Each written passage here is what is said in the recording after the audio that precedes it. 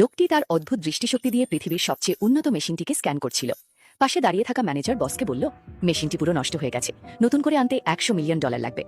হঠাৎ এতক্ষণ চুপ থাকা লোকটি শান্তভাবে বলল, আমি এটা ঠিক করতে পারবো। ঘরে উপস্থিত সবাই অবাক হয়ে গেল।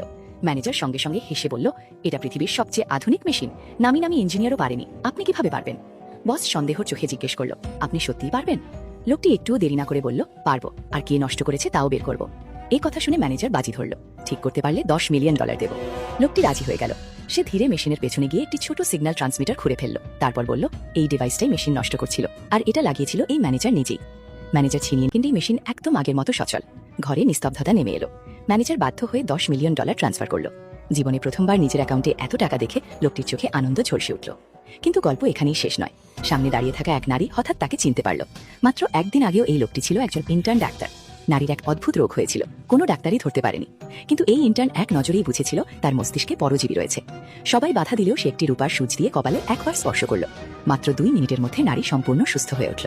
কিন্তু ধন্যবাদ দেওয়ার আগেই লোকটি অদৃশ্য হয়ে গিয়েছিল।